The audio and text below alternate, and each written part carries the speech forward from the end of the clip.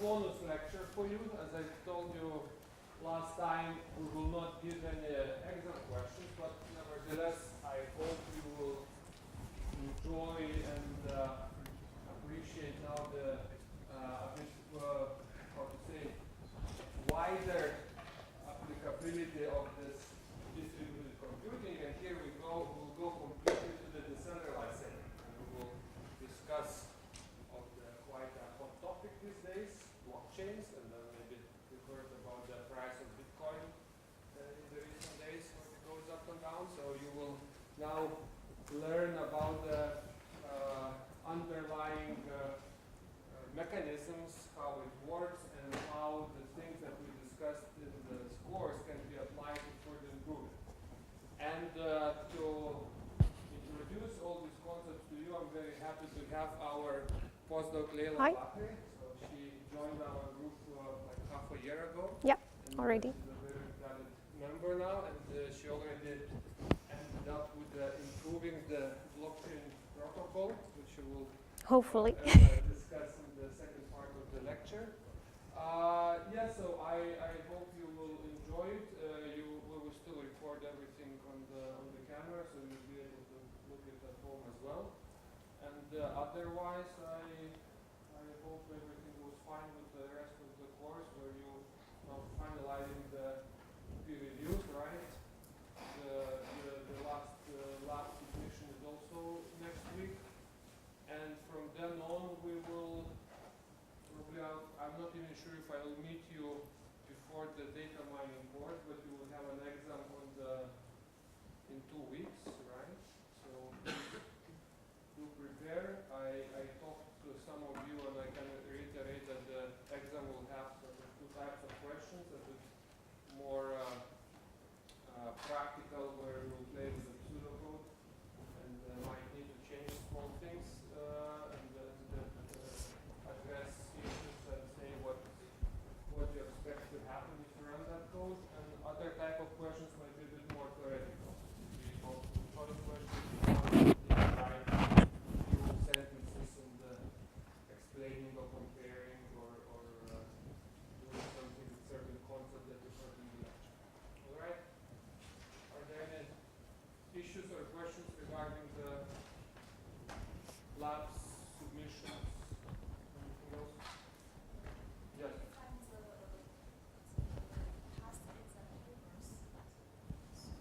Okay, I got the last exam paper. I can put it, but this will not be like, I'm not sure if I should put it because it will be completely different.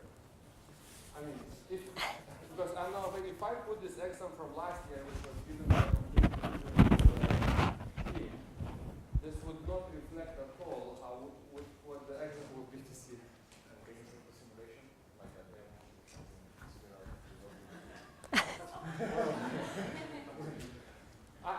I'm telling you what will be. So we still did not, we didn't do the exam yet, but we discussed what we are going to do. So just think of the pseudocode you saw. Think what do you understand, what you are going to perform. Think of the labs that you made. And I think if you understood and made the labs yourself, there shouldn't be any problem to pass the exam. Okay, so then Leila, please. Yeah, thanks. So it's the first time I'm walking around with all these cables, but you can hear me, all of you, right? Okay. So hello again. I think after Saruna's presentation, I can just go directly into the core of the talk. So it will be about Bitcoin. Maybe that's like the term that most probably almost all of you would have heard by now. Or what I prefer to call the backbone protocol of blockchains, because as we'll see, hopefully throughout the talk, blockchains can span more than Bitcoin. So, thank you for your attention. Do you have any questions? That's the end of the talk. Okay, well, it's put into context. That's not a thank you for your attention slide. It's, do you have any ideas about what Bitcoin, blockchains, just from the things that you've been hearing around? Okay, so let's just do it as a poll. How many of you have already heard about Bitcoin? Okay, almost all people. how many of you do own a Bitcoin? Whoa, we have some rich people here in the class. Good. Okay. So, how many of you would like to invest in Bitcoins? Okay. Yeah, we have some risk takers as well. Okay. So, the talk will be basically about, like, let me just give you kind of an overview about what you'll be seeing. We'll start by talking about this secret behind Bitcoin from a technological perspective, how it works. Then we will go and see how blockchains, which are like this backbone protocol of the network, can be used for non-monetary applications. And from this generalization, we will go to study how it is being fueled, and I will put here a claim that this is kind of a dirty energy for which we have been trying to think about like a cleaner alternative. And that will be like the part or the side of our kind of research. Okay. So I asked you about what is Bitcoin, who owns Bitcoins? Well, basically, maybe the shortest definition could be Bitcoin is a currency, like if you say euros or Japanese yens or whatsoever, and they have some value. And if you go and Google that, then you will get what's their value against the other known currencies. And the thing about it is that it's really, really fluctuating a lot compared to all the other currencies. For example, just from the 10th of May to the 18th of June, you can see how the value increased from about $1.7K to $0.5K. And to my surprise, with the guys we have here owning Bitcoins, when I just checked yesterday, this is a screenshot taken yesterday, I don't know how it is today, it turned out that a Bitcoin now is about 4-point-something euros, 4.2. Okay. So, since we've seen that Bitcoin is nothing but a currency, it means it's nothing but money. Then it goes to this more basic question of asking, what is money or what is currency?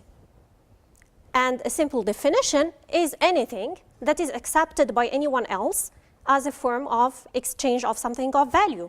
Like, for example, you have this nice bottle here. If I want to take it from you, whatever you accept from me would be considered as money. I don't know where I should put that so that I don't keep walking here. Okay. So a little bit of history. The Aztecs, one of the ancient civilizations, they used small doll figures made of solid gold to buy things.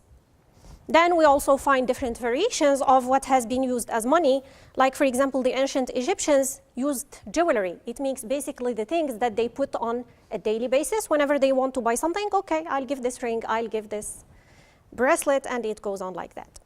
And in other places in the world, maybe poorer areas, they were using just food like rice or wheat or whatsoever they had just to exchange and get something in return. Okay. So basically, many things can work as money, but there are some specific kind of criteria that whatever we want to use as money should respect so that it can be useful. The first thing is that it should be accepted by others as something having value. The second thing is that it needs to have a value that the others accept on. It needs to be easy to carry, so we don't want to keep carrying like these huge bags of corn or of wheat or rice or something. And then it needs to be made of some strong material so that it doesn't perish with time or that it doesn't get destroyed. So basically, it just needs some part that is convention and a part that is practicality. Okay. Then it goes, since we are now in the future, in the era of digitalizing everything, the question goes, can we digitalize money? And maybe the answer that most of you will say is that yes, it has already been digitalized. Like, we know that Sweden is one of the most cashless societies that, like, at least advertising itself as such. And so maybe you don't even to keep carrying cash and these banknotes and coins, everything happens with the cards. So this is a digital money. But the question there is this really a digital currency or just a digital representation of something that already exists as some money that can be represented as these banknotes and as these coins? So this takes me to making this differentiation between money and a currency. So a currency is something that first has to have a globally accepted value. So it's not only a limited convention between me and another person on, okay, we will accept this as a form of exchange, but it's something that's globally accepted. And then it has also, for that to happen, it needs to have this uniqueness criteria, or at least be resistant to frauds and to making fake bills. And it needs to be also resistant to some attacks. One of them is like double spending. It means, again, it goes with the other point that I cannot keep making fake bills. Or having, like, for example, an amount in my account and always keeping using from the same amount and the amount never goes down. And then the challenge that comes to digitalization is, can we now digitalize currency itself and not only money? So when I say money, it's only the amount that you have in your bank account that is already managed by the bank as stated by the government that states this currency and that manages it. And it's just like a management of ledger in which they make a minus or a plus of what you own, but in terms of a currency that is different from all these numbers. Now the question is, can we create a new currency similar to euros or to dollars that will be managed fully digitally without the intervention of any central government, for example, or any other institution? Okay, so it turned out that this is possible, but this wasn't answered until about 2008 when this Satoshi Nakamoto, have you ever heard about this name? So it turned out to be the kind of the first initiator or the founder of what is known as Bitcoin. And nobody knows whether this person exists in reality as a person called Satoshi Nakamoto, or it's just like a pseudonym or an avatar or something, but that was like first paper that was released with the software describing how the software works. Okay, so this actually what Nakamoto used in his system in developing this Bitcoin system are two basic primitives that have existed in the area of computer science for so long before 2008. And these are public key encryption or digital signatures and cryptographic hash functions. So I don't have to which extent the audience here will have information about these two elements, and they are crucial to the understanding of the remaining of the talk or to understanding how Bitcoins or blockchains work. So maybe I will just give a brief idea on the first one. So anyone here knows about public key encryption, how it works, why it's called public key? Yeah? Can you explain to us? Those are two keys, one which is public and which is private. Mm-hmm. You encrypt something by encrypting a public key and some person with a private key can. Yeah, exactly. So it's as easy as that. Well, encryption in general, it's just locking something so that no one can see or read its content unless they have like some corresponding decrypting key by which they can open it. So it's like opening and closing doors. But the thing with a door is that the same key that we use to close it is the one that we use to open it, right? So there is some symmetry in the issue. So from here, it comes in the area of cryptography. Like there are two categories. There is what is called asymmetric encryption, and the other one is asymmetric. Now, this asymmetric is also called public key. Why it's called public key? Because in the first one, in the symmetric encryption, we are using the same key for encrypting the message, and exactly the same key is used to decrypt the message. So now if I want to initiate like a secure communication with Sharunas, for example, and I encrypt a certain message with the same key, and he needs that same key to decrypt the message, that key need also to be private between both of us. Else, all this encryption scheme will fail, because if anyone gets the key, then it's all revealed. Whereas in public key, it's called public because even if I make my key public, it still doesn't allow the others to encrypt unless I encrypt with that corresponding other key.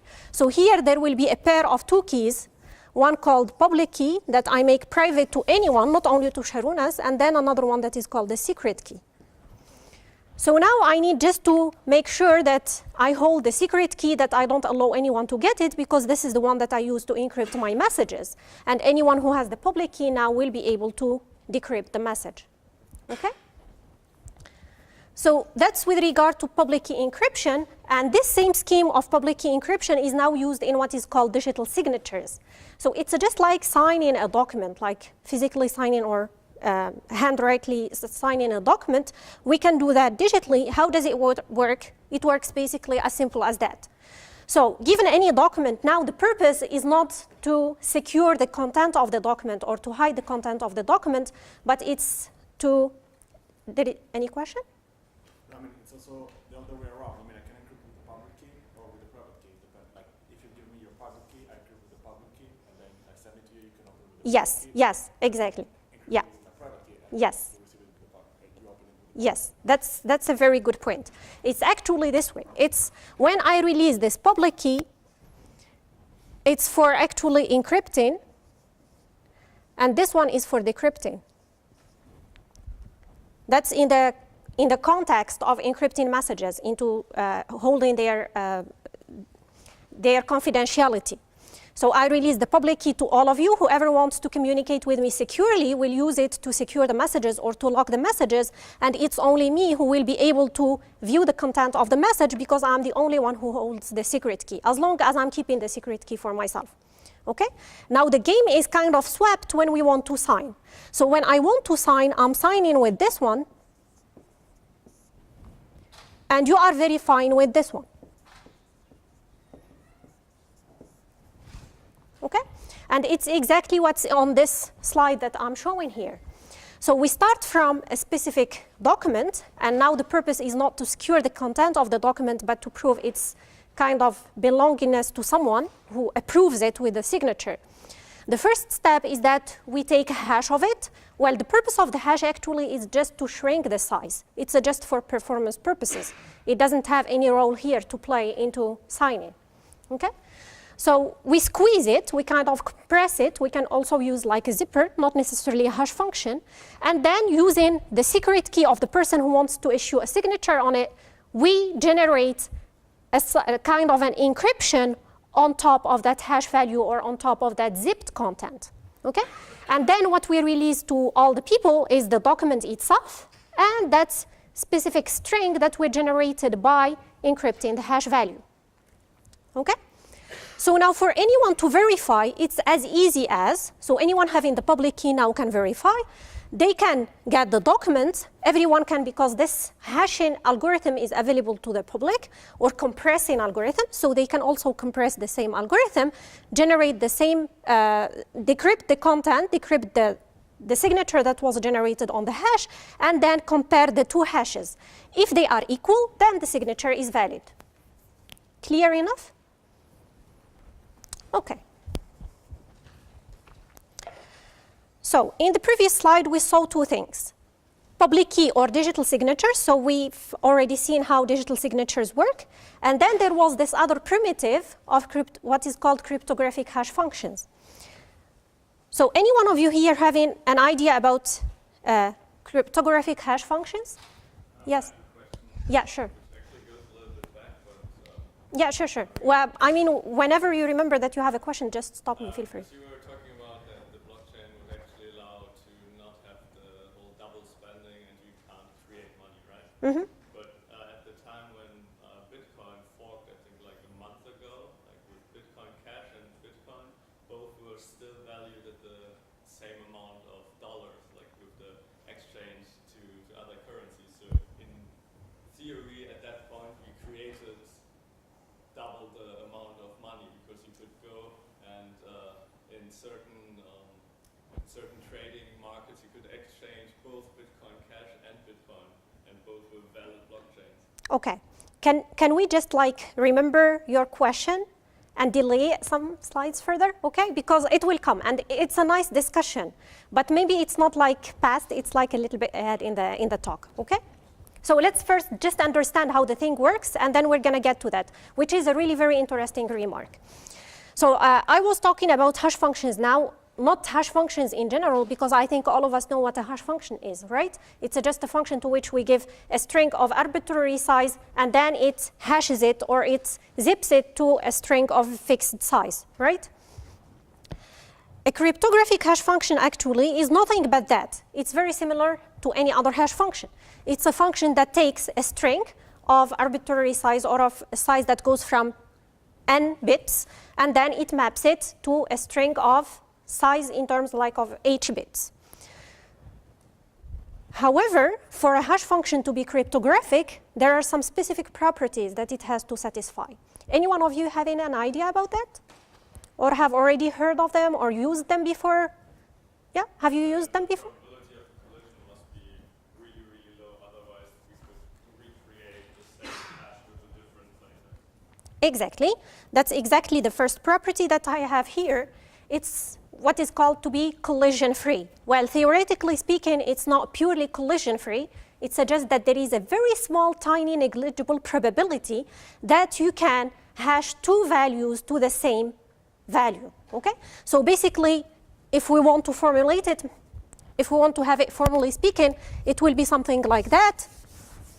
It's the probability of finding an x that is different from y such that the hash of x equals the hash of y.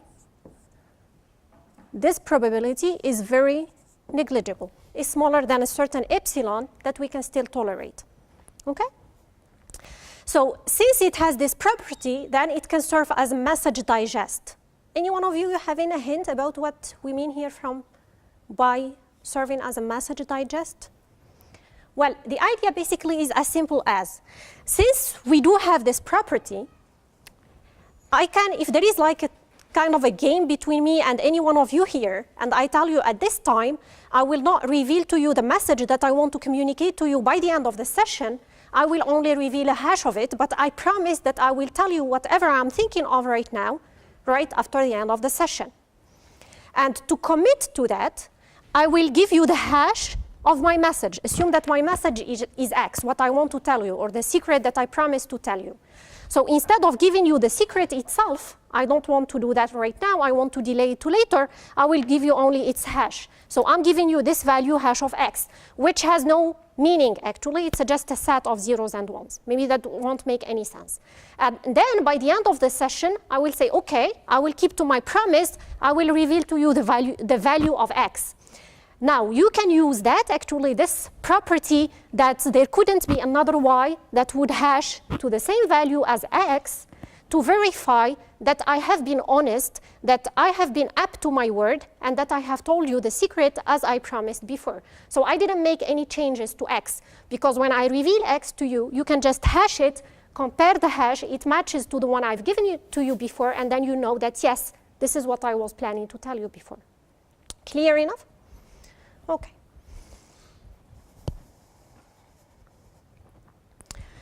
And then it's also a one-way. The second property is that cryptographic hash functions need to be one-way. What we mean by one-way is if I give you hash of a value z without revealing to you the value of z, it's very difficult for you to come up with z. Okay? So given that you have the hash of a certain variable or of a certain value, it's very impossible or very difficult to find the initial value of z. Okay? Any questions so far? Okay. Now, the third functionality of cryptographic hash functions that is not quite straightforward, but that is really the one used in Bitcoin and blockchains that we need to understand, is what is called, or what I like to call, puzzle friendliness. And I have a whole slide just to explain that because it's a little bit. So it goes like that. Now, we know that any hash function, whether cryptographic or not cryptographic, it's a function that maps strings from an input size to an output size, right? It shrinks it. So maybe that's the input field for the hash function, and the red one is the output one. So this puzzle friendliness goes like that. If I specify for any one of you here a target set in the output field, and I ask you to find any values from the input field that if I hash them will fall into this target set, then it is proven that this is a very difficult task.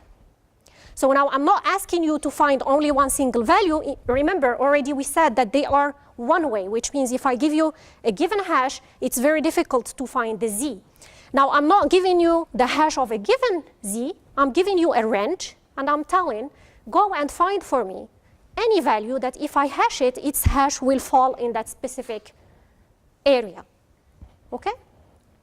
Now, it has been proved, and you can also, I can refer you to some papers for anyone who is interested in that, that there is no algorithm or no better strategy than brute forcing, than trying random values, which means then going to the blue side and just picking up values at random, hashing them, and then seeing if they fall there or not, and then go and try the next. Okay? Okay. So now with all these, yeah. Isn't another point of cryptographic hash function to not have the output, like if I have a similar input, I have a completely different output? No. If I have a similar input, Yeah. I will. If I have one dash function is 10, if I have two dash function is 11. In a cryptographic hash function, if I have one, I can have 10, but if I have two, I must have something very different, like 30. Yeah, if I have, yes, yeah, because it goes exactly with this one. Like this one, it reads on both ways, yeah. If you have two different values, then the hash cannot be similar. Remember, this is a probability that it's negligible. It's like taking this statement and saying that is practically impossible. Theoretically not, but practically impossible, okay? But if I give you two different values, definitely they need or they must hash to two different values. Because I have epsilon. Otherwise, the first part just saying me that it cannot be, I cannot have collision. Yes. The second one, so that might Exactly. Yeah. Okay. So now there is one other usage for cryptographic hash functions, and it is also one of the things that are used in Bitcoin. It's that we can use them as pointers. So you know pointers, like we have always been dealing with pointers since like maybe the first course that you took into programming. And the pointer, it's just a data structure that tells me where some other value is, right? Now, using a hash pointer is something that tells me, that points to a location where the data is, but that also gives me an idea about the integrity of the data or the content of the data. Okay? So a hash pointer, this is just like a representation of a hash pointer, is something that points to a data, but at the same time that contains the hash of the data that it points to. Okay? So we can use the pointer to find where the data is, but also to verify whether anyone has tampered with that data or not. Clear?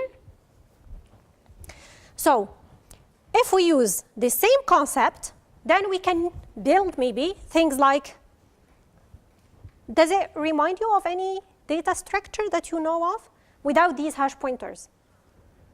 A linked list, yeah. So we can build something like a linked list, but instead of a list that just tells me where the next block is, it also tells me that, okay, the previous block, this is what it had.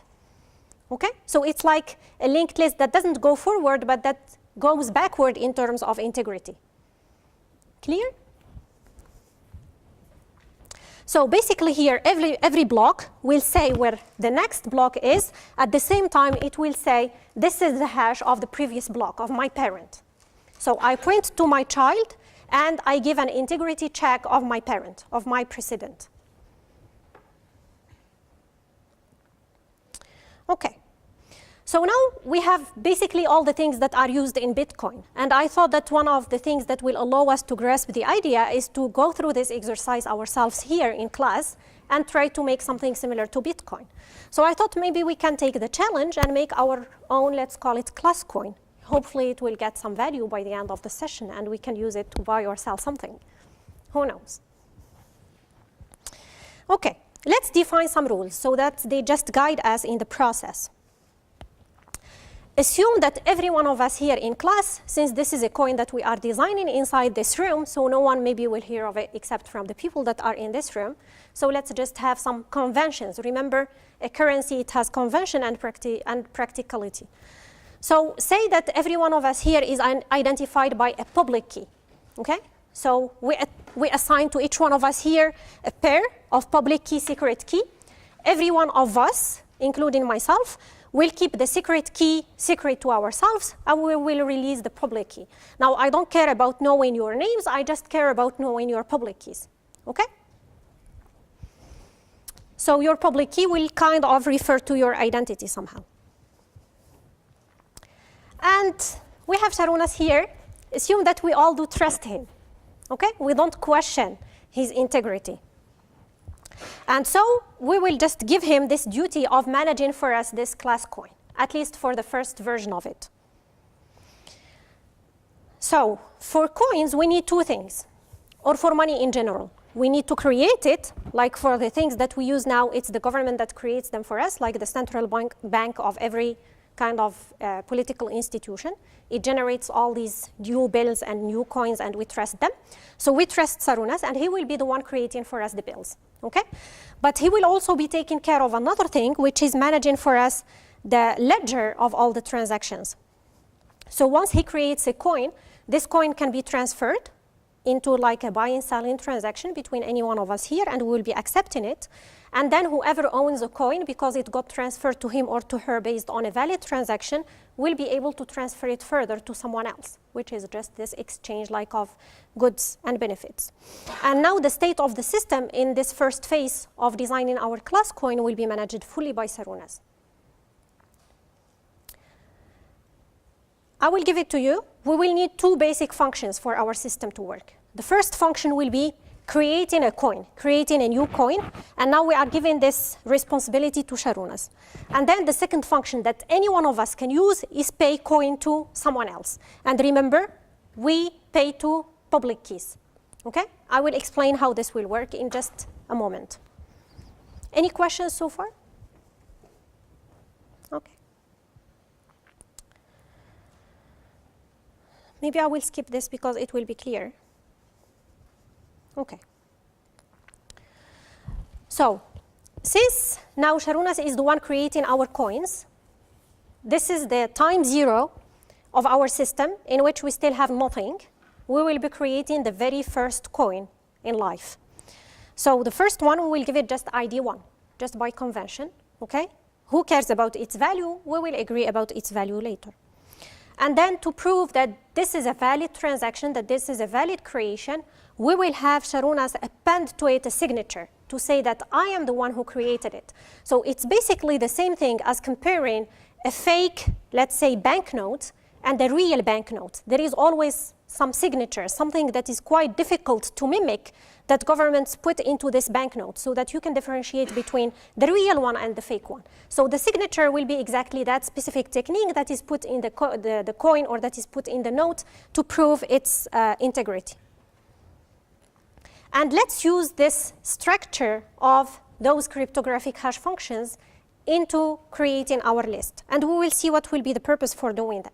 So when we create the very, very first block in which Sarunas will create the very first coin, we will hash this block, and we will append to it a hash pointer that says this is where it is, and this is the hash value of that first block, so that no one can go maybe later on and tamper with the content of the block, if you see the idea. And then we will keep kind of organizing all the transactions that happen in our system in such a linked list of hash functions, like a linked list with hash pointers. So maybe in time t1, now this coin that was created already, Sarunas will use it to pay someone called Rolf. I don't know if there is any Rolf here in class, but let's assume that there is.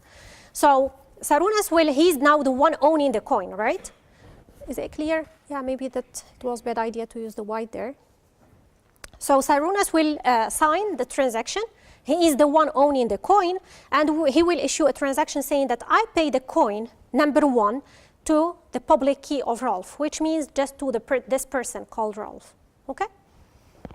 Now, who owns the coin 1 at time t1?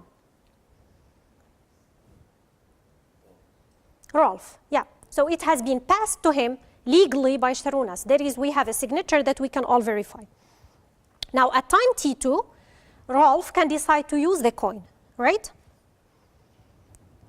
So it's the same coin number 1, and he can pay it to someone else. Let's say to, I don't know, pays him to Julie, to Mats, to whomever.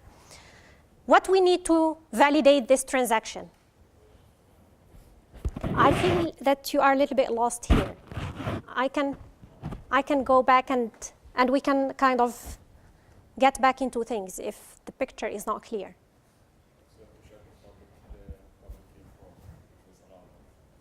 Yeah. So what we have here, remember, we said at the beginning that it's only Sarunas who will be creating coins. When a coin is created, it belongs to him, and after that, he can transfer it to any one of us here in the room, and at the moment when one of us owns the coin, he or she will have the right to transfer it further to someone else, right? Now, how we will digitally manage or understand or log these transactions or make sure that it's the person who owns the coin who is spending it and not someone else who is just like faking information there, we will secure this by means of this digital signatures that we have talked about at the beginning. Since the secret key that generates the signature on top of a message is exclusively owned by the person that's identified with it, right? So when I say there it's signed by PK Sharunas, there is something that's maybe here creating the confusion. It doesn't mean that it's signed by this key technically, by PK.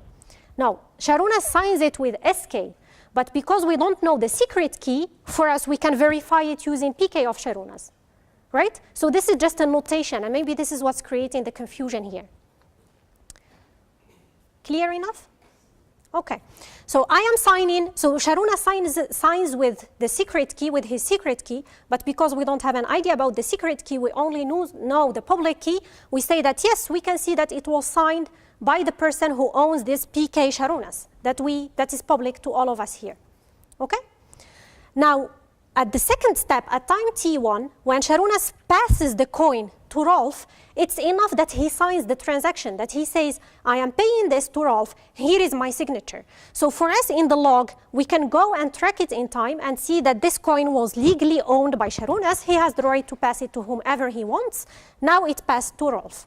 Now from time t1, can Sharunas issue any other transaction with coin number 1? No, because he already passed it to Rolf, done. He gave the coin to someone else, so he cannot issue another transaction. So if it happens, I have it here actually.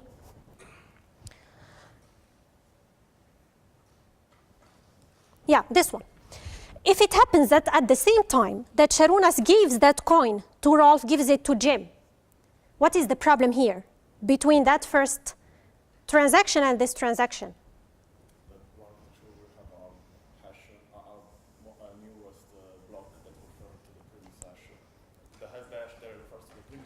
Yes. Yeah, but well, the hash here, it refers to the same thing. Remember, I'm hashing my parent. The next block. Yeah, the next block's pawn is the longest chain, so probably is the one that. Okay, let's not skip there. Let's before getting to T2, before getting to the future, just as here. Yeah. So at this level here, there is a confusion. It looks like there is fraud here. There is something not good happening. There is Sharunas who is trying to give the same coin or to use the same coin to pay two different people at the same time. It's like giving the same money to Rolf and giving that exactly same money to someone else called Jim. Okay? So this is what is also called a double spend that we talked about at the beginning in currencies. It's something like creating fake money here. It's creating another bill that has the same kind of sequence number, which is the number 1, but using it for two different people. Okay? So this is exactly what I wanted to get to, is that in our setting here, we are still assuming that this log of transactions happening in the system is managed centrally by a person whom we trust. Here we assume that he is Sharunas, okay? So it means that we assume, by this assumed trust, that Sharunas will never allow for such transactions to happen. So himself, he will not do this thing, nor will he allow the other people to do it. So he will only accept one, maybe the first one he hears of, okay? Yes, this is only because it's centralized, okay? So first, I just wanted to make sure that it's clear how we record transactions, how we create coins, okay? And there are so many issues here that can be easily solved because everything is centralized to one person, and that person, we trust him or her and will not allow such transactions to happen, okay? Any questions so far?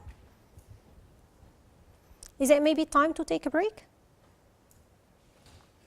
Would you like? We can go for another 5 minutes. Okay. Yeah, that will be, so that we will have it naturally as well. Okay, so let's go through this. Now, if we want to decentralize our system, which means now we want to have the same log that we had here, but now instead of having only Sharunas managing the state of the system, we want that there is no one owning the system. We just want to manage it in a pure peer-to-peer manner, okay?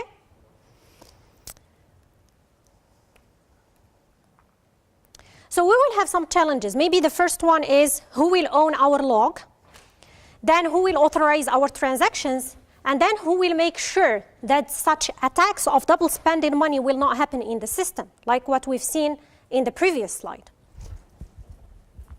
So these have always been the challenges actually into achieving this digital currency. And that's maybe why it took until 2008 when this Satoshi Nakamoto came with this idea of Bitcoin.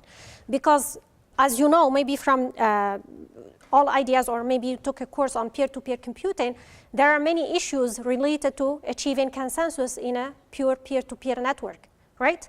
And this is just reaching consensus on the state of the system. Like, assume that we have a system managing something and we just know whether, we just need to know to vote for something, like in a fully decentralized manner.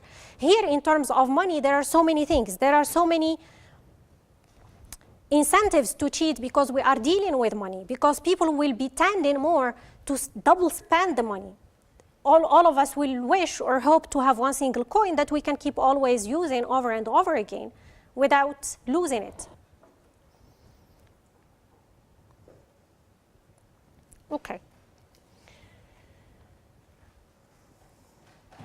Let's set a set of like brief new rules for our system now into decentralizing it. Let's say that all of us here can join the network and will hold a copy of the log. So this is solving the first issue of who will own the log of transactions. No one owns the log, all of us own the log, and every one of us will hold a copy.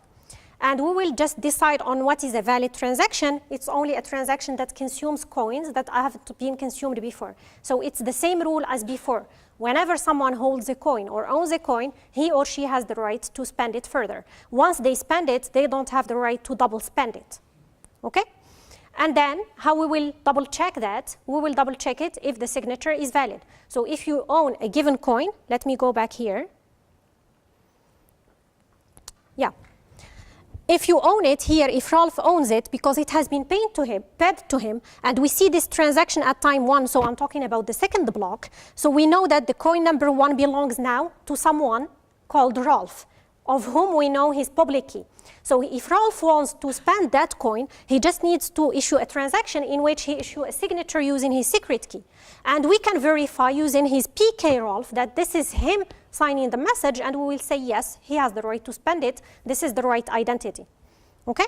So this is how we will be kind of validating the coins. Okay. We will assume that since we are in a peer-to-peer system now, that transactions are simply broadcasted to all members of the network, and all the members of the network hear about all the different transactions. Every one of us now will have the duty of going through the received transactions, verify them, see if the signatures hold, and try to commit them to the log or to the ledger. Okay. However, we will still need, by the end of every time, to have one of us have the final say or have the final word to say, okay, I am the one who has the new list of transactions that I will commit to the system or that we will be accepting in the system. How will we select at every time TX, the person or the peer who will say, take my block, add it to the chain? You got the idea? So we want to assume this or to make this or to manage it somehow in a random manner. And by random here, I just mean in a fair manner. Like, we don't want that one single person will keep dominating the network and will always be the one selected to tell to us, okay, this is the new block that you need to put. Else we will fall again into centralization, right?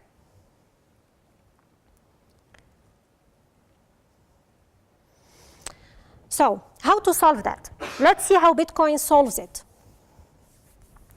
So, we have used in our coin digital signatures, and we said that we use them just to verify who owns a coin and how they can spend it.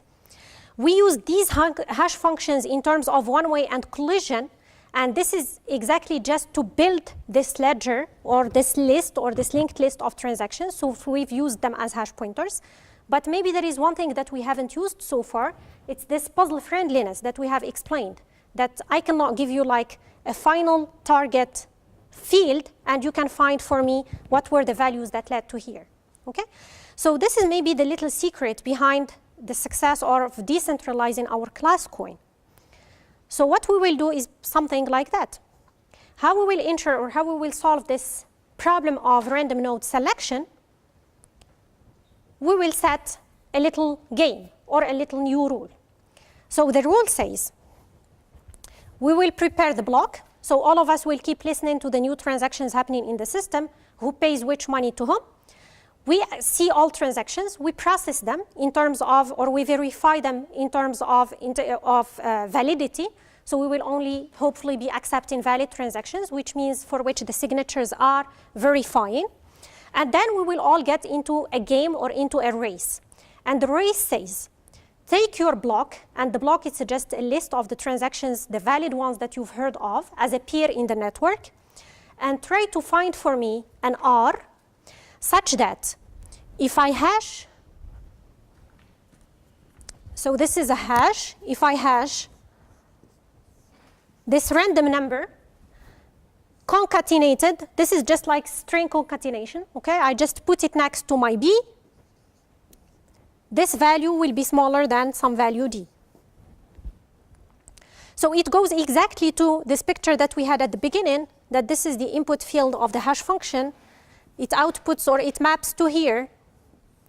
So what I'm saying is that if I set my value D to that, then I want you to find an R that when you concatenate it with B, which is the block of transactions, and when you hash this, it will fall here. So I'm specifying this area, and I'm asking you to find some number, or the ones, all the ones that when we hash them, they map here.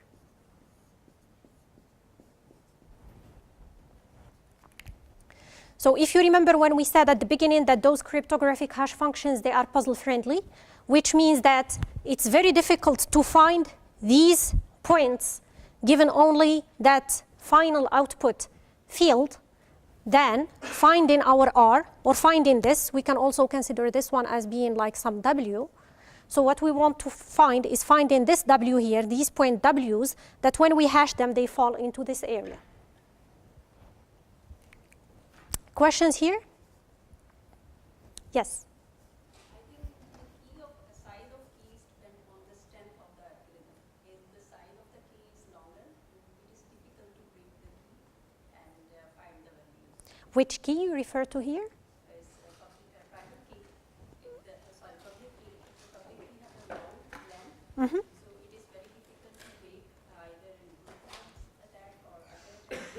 Okay. That's a good thing. Here, what you are referring to is to breaking the scheme, the cryptographic scheme of, like, for example, I signed a message or I encrypted a message, and then you are trying to find it. Yeah, that's true. The longer the key is, the more complex the encryption is. This is a little bit different, because here, be aware, we are not encrypting anything at this level. We are just playing with hashes. So there are no keys here involved, actually. It's just dealing with these hash functions. We are having a hash function that actually maps some values from a field or from an input field of size n to one of size h. Okay? And I am giving you like a value here, a limited portion from the output field of this hash function, and asking you to find for me values from the input field that will map here. So there is no encryption. We are not encrypting.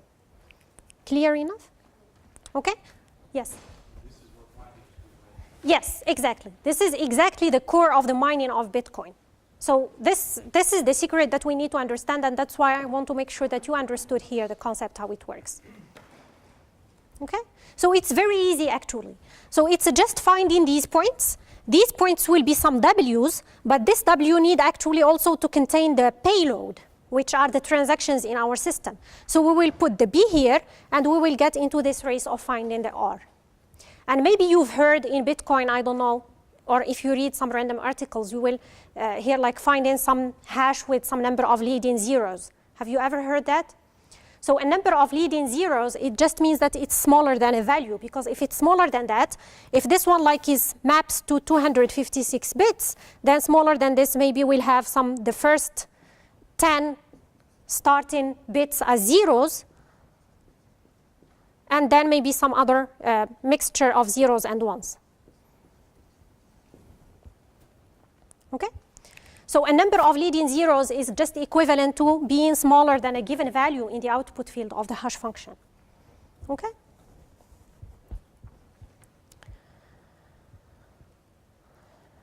Yeah.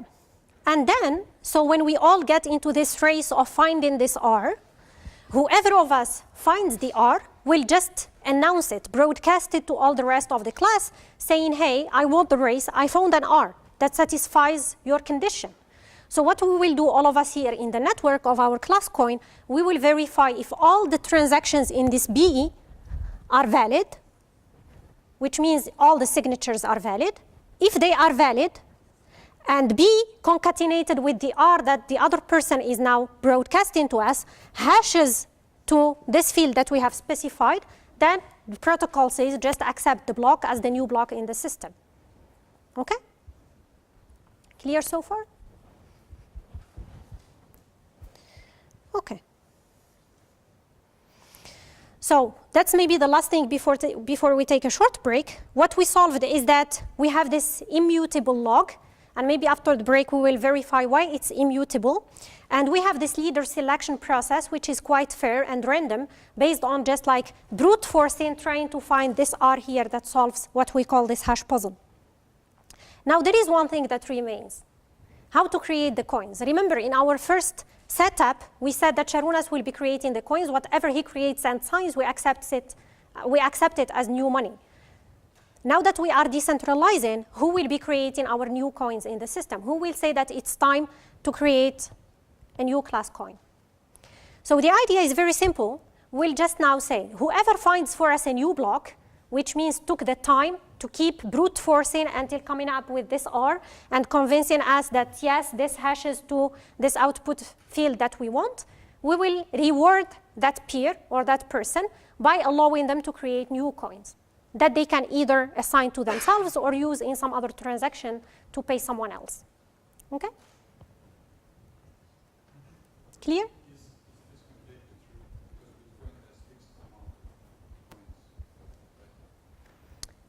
Yes, it has a fixed. It is creating new coins. It's just like, because things are digital, so there are not new coins that we make as physical, but it's a value. Like if we want to go to Bitcoin now, when you mine, if you find this R and you mine a new block, you own the equivalent of 50 Bitcoins. You are. It's like creating 50 Bitcoins. Because actually there is not such a thing in Bitcoin called as a Bitcoin. There are only values, 50, 25, like when you say, I have that many amounts of, I don't know, kron. No, there is a difference.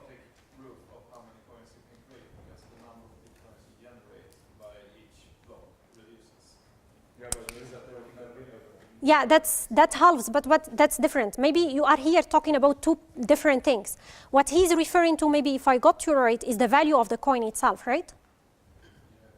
Well, the value of the coin, this is something that is orthogonal, that is out of the scope of the system. Now, who defines what the value of the coin is? It's what's happening in the market, how people are using, buying, and selling these coins. So the value of one single coin is now being maybe $2,000 or $4,000 based on the transactions that happen not inside the Bitcoin network, but on people adopting the technology and using it to buy and invest and maybe make savings. Okay, this is different. So when we say we create 25 new Bitcoins, it doesn't mean this is an equivalent value of money. It's just 25 of these things that can have any value later on in the outside market. Okay? And then what he was referring to is the fact that, yes, at the beginning when Bitcoin started, the protocol said whomever finds a new block will get 100 Bitcoins. Okay? It's this unit, 100 things. But then after 4 years, it was halved to 50. And after that, it will be halved to 25. And it will keep halving until at a certain time, it will just reach 0, which means even if you keep mining new blocks, you will not be able to create any new value or any new units or any new Bitcoins. At that time, there will be 21 million. Yes, yeah, it will be 21 millions, yeah. So it's just theoretically kind of proved by 21 million coins.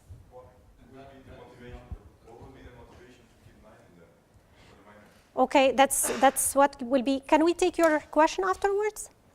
Okay, what will be the motivation? The motivation is, I mean, these are things, again, outside of the technology. So they are not really related to technical challenges. They are mostly financial challenges. What will be the incentive for people to keep spending energy and maybe using their hardware to keep finding these solutions when they are not having this ability of creating coins? Well, here what Bitcoin has is this idea of a transaction fee. So now if you are a user of the system, which means you are not a miner, which means you are not a member of the people who go into this race of mining new blocks or of finding these Rs, you are just a person who owns some Bitcoins and want to issue a transaction to buy a new fridge using the coins that you have, okay? So when you issue this transaction, you assign a fee, like a tip, like when we tip like in stores or something. So you assign a tip and you say, whomever adds my transaction in the block that they are mining, I will give them this tip. So that will be kind of the incentive. Whether it will work or not, no one knows. There are only speculations around it. But this keeps outside of the system. And then, I'm sorry, just his question there, I think it was about why it's capped by that 21 million. Okay. Well, the thing here actually, again, is not technological. It's not technical. It's related mostly to the dynamics of the financial market.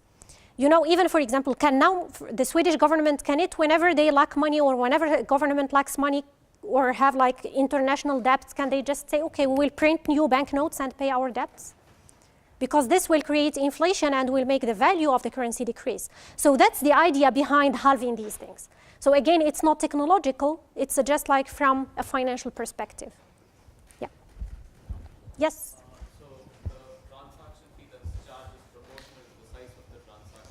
It depends. Actually, the transaction fee, it's like a tip, and it's up to the person who issues the transaction to say, I want to pay a small fee or a higher fee. Now, what people speculate on is by the time when the mining of Bitcoin, or the mining in Bitcoin will not allow people or the miners to create new coins, then maybe they will be discarding, like if you are now to suggest a new block and the block size is limited, which means the number of transactions that you can add at a time is limited. If we say it's 100, then as a miner, I will prefer the first 100 that have the highest tip. And then the ones with the lowest tip will just maybe train there in the tail until there is no other transaction that provides higher tipping. So then it will...